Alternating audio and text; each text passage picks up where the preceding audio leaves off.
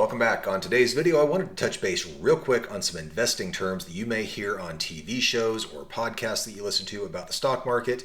These are going to be very basic, so if you are an experienced stock market investor, give us a quick like and skip to the next video.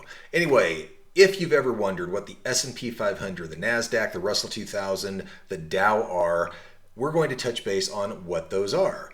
First of all, let's give these some kind of names to give you an analogy of what they might be. So first of all, let's look at the S&P 500. We could look at that as like the celebrity A-list.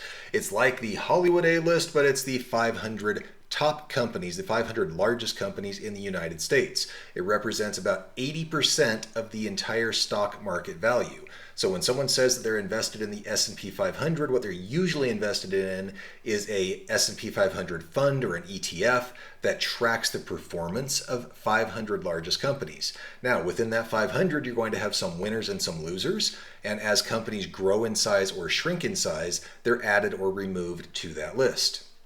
The next one is the Dow, or you could call it the OG, because it is the 30 largest companies in the United States. Now, this could be your all-star team. It's companies like Coca-Cola, McDonald's, Boeing, some of the largest companies, old school. They are generally more stable, and they probably will not have as big of a growth pattern as the S&P 500 has, at least historically, but it's going to be the most stable. You would look at those as probably the foundational, maybe having some dividend stocks in there, but you're not going to look at those typically for growth. They're more stability.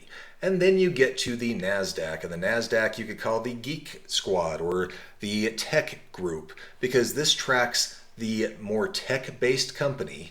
It's a stock index where they can list these stocks, and you've got companies such as Apple, Amazon, Google, Tesla. Generally speaking, not all of them, but generally they're focused more in the tech sector.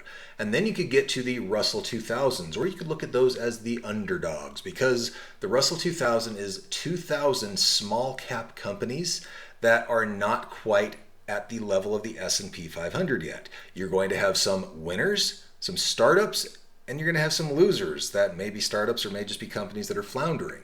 Now, the Russell 2000 is going to have the opportunity to grow more than the S&P 500, the Dow, or the Nasdaq, because you've got companies that aren't yet at that profitable level where they should win big. But keep in mind, you're also going to have a lot of companies that are not great winners. They may be losers. And that just happens in the stock market. Companies win, companies lose.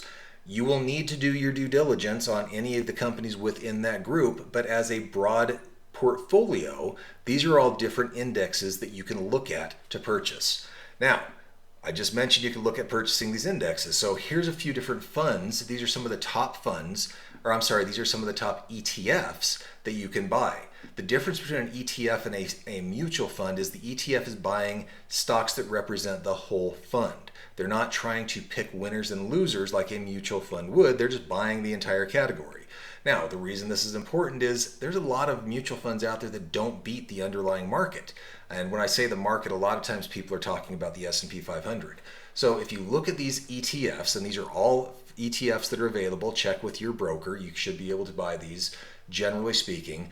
But you have the performance given. And when I built this chart, I built it showing the 1-year, 5-year, 10-year, and 20-year performance. I believe it's very important to look at the difference performance levels at all levels because, number one, you want to see where they've come and where they're going year to date. But also, if you only look back 10 years, the United States economy has had a extreme tailwind for the last, since about 2012, 2013, because we were in a low interest rate economy. An environment where people could go out, get cheap money, and build and grow. And it's easier to build and grow when money's cheap than it is when interest rates are higher and it's hard to get capital. So I wanted to look back at that 20-year return also because that shows some tough times. That's going to be just after the dot-com bubble. It's going to be going through the 2008 credit crisis. There were also some downturns in the early 2000s that it may capture as well. So if you look at the Vanguard 500, this is a fund that is very popular to track the performance of the S&P 500, ticker symbol VOO. The 1-year performance is pretty darn stellar. And if you would have told people that it was going to be this good at the beginning of the year, most people would not have believed you. 22.6% return in 1 year. The 5-year drops down to 17.2, the 10-year down to 12.7. We have had a few very, very good years, especially since COVID.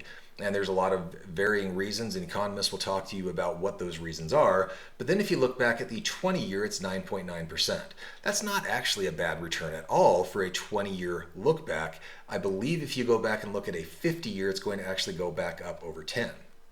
The Fidelity Zero Large Cap Index Fund shows a very similar return, 22%, 17.1 versus 0.2, 12.6. It has not been around 20 years, and in fact, this little note down here tells you that this particular fund launched in 2018, so they've kind of rounded this number up. Vanguard Total Stock Market. Now, this is everything in the market, and even that in the last year is 22%. 5-year actually drops down, 10-year is very similar, and 20-year is a little bit lower. So in here you're getting the winners and the losers. It's not someone trying to pick individual stocks. You're basically getting the performance of the entire stock market.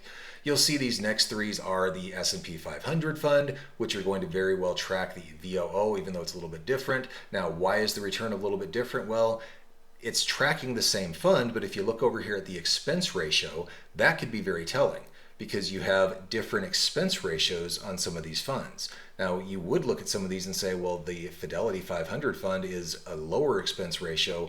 Why is it performing at 0.1% less? And honestly, I don't know. We'd have to look into the way that the fund is performing, and maybe they're shifting the stocks around a little bit differently. Maybe when the S&P 500 reshuffles the companies that are part of it, they may be doing their shuffling at a different time and therefore getting a different result. But these all should be very similar, and honestly, if you're getting 0.1% off, it's probably going to be pretty solid.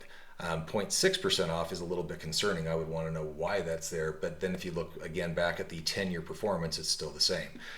If you look at the iShares US Technology, this should be focused more on the technology companies in the United States, and you would expect it to have a higher return over time, but it also carries more risk, because the tech companies generally are the ones that have lately at least had boom and bust cycles. As we go into the AI boom, if they're focusing on those type of technologies or the technologies supporting AI, I would expect this to continue to have a higher return, but it may have wilder swings as things come in and out of favor in the markets.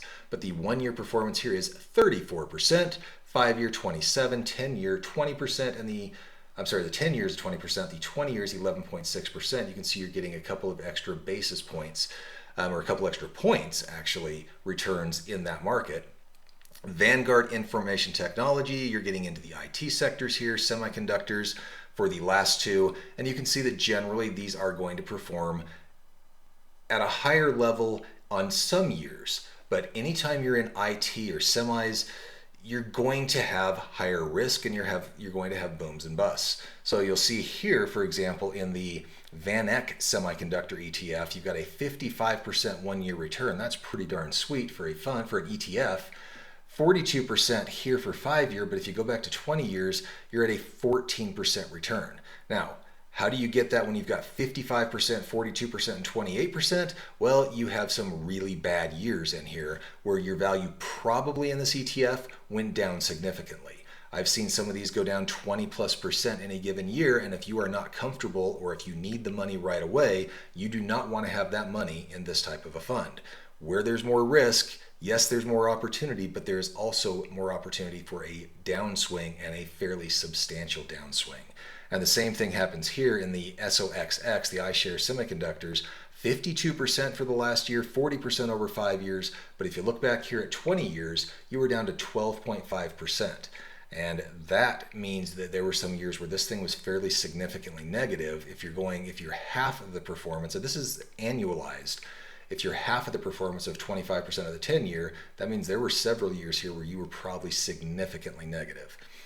We're not going to go into strategies or anything else, but I did want to give you the sense of what the S&P is, what the Dow is, what the Nasdaq is, the Russell 2000. There's other indexes you can look at, but they're generally talking about a class of stocks that are trackable then by investors or funds or the mutual funds. There's a lot of different variations on it. I hope this has been helpful to you. If it has, please give us a like down below. If you'd like more information about this and all sorts of other topics, consider subscribing to the channel. And if you know someone who may benefit from this, do share. Thanks for being here. We'll see you on the next one.